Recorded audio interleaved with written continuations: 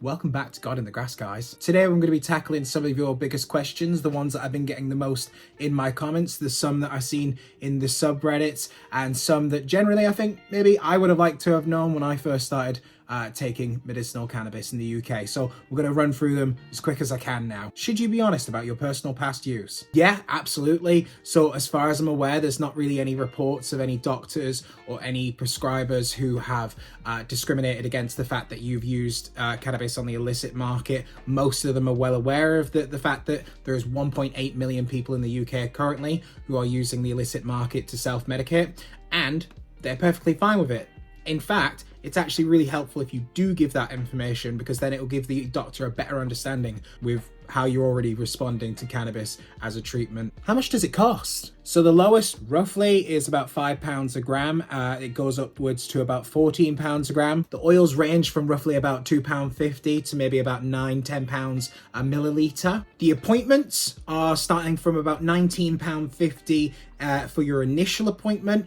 They roughly are about 50 to 75 depending on where you go. They can get higher than that, but the lowest initial appointment currently is £19.50 with Georgia Emerson, not a sponsor, just the current information that we've got. The lowest current amount that you might pay is £75 a year, but that's something to do with Medicare, and that won't be for new patients. That's just people who have been on a long-term basis with cannabis already. Are there any discounts? So the first one is actually a research project, and that's Project T21, in which that you kind of give them information. They'll ask you if you can fill out some questionnaires on your experience and such, and in exchange, they'll offer discounted oils and flowers on certain products. So they offer a 10% discount on all Stores and Bickle products, which is the only medically licensed vape in the UK. Another one is the Grow Access Project. This will actually apply discounts to some of the grow range. Medicare have a sort of scheme as well, in which you can pay £200, and that just kind of covers all costs and initial consultations, etc., with them. It doesn't obviously cover the cost of the medication itself. This is just me editing. I can't believe I missed it, considering that I used to be on this scheme, but there is another one in which Sapphire, in exchange for clinical information which they put onto a registry, will offer reduced appointment costs. So how good is the medication that you get? So this one's a bit of a contentious issue in the community.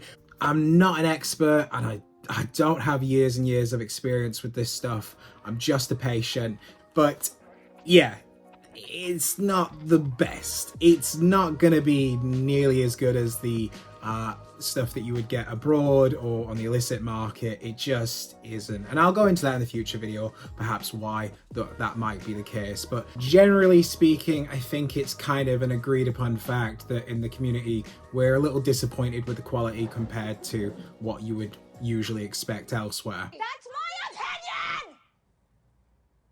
But that doesn't mean it isn't worth it. I can only speak from my own experience. It is worth it. Just the legality, the fact that I know that I'm safe, I have a prescription, the fact that has personally worked for me. What conditions do I have to have in order to get medical cannabis? So there is currently no exhaustive list for the conditions that you could be prescribed cannabis for, but here is a couple of examples that I have here.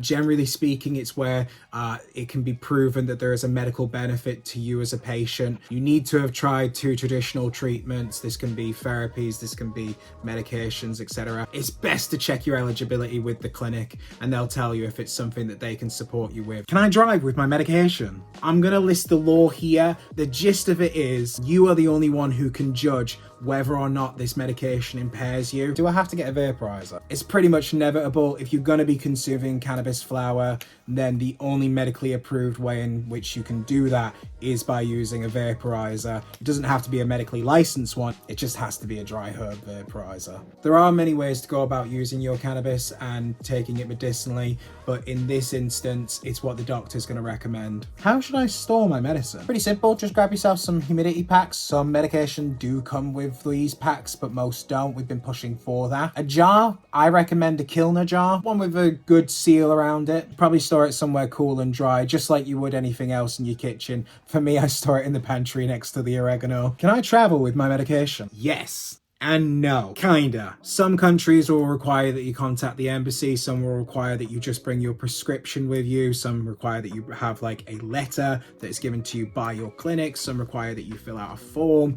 Best to go check Medbud, it's best to go check Sanskara. They both have great lists, all the countries and their laws surrounding it. How do I keep all this clean? It can get a bit messy, sometimes a bit sticky and gross. You need to be cleaning it regularly. You do need to be cleaning it regularly. Such a child. So IPA is your best friend. That's isopropyl alcohol. I buy 99.9% or whatever it is. I usually get this from Amazon. You can get it from loads of places, but if you buy it in bulk, it tends to be cheaper. But every once in a while, when you notice that everything's getting a bit gross, skunky, sticky, you do need to clean out your vaporizer. You do occasionally need to clean out your grinders. I don't like this clinic I've joined. Can I go elsewhere? There's plenty of reasons why you might want to switch. I've personally switched clinics twice in the past year. You shouldn't feel bad for switching clinics. It's a very easy process. What I recommend is that when you're applying to another clinic, you make them aware that you are switching and that you would like to have your initial assessment and then supply them with your discharge letter. You're going to need to do everything you did when you signed up to your last clinic. So I've got a video over here going over what to expect on your initial appointment that also goes over what you need to provide. Do I need a CAN card? I can't tell you what to do with your money. I got a whole list of videos over there if you want to know what I think about CAN card. Shut up about CAN card. Shut up about this. CAN card. But that's it for today, guys. If you want to go ahead and leave some comments down below, let me know what your questions are. Maybe I can cover them in the future for a different video. And remember, as always, guys, love yourselves, have a great day, and I'll see you in the next one.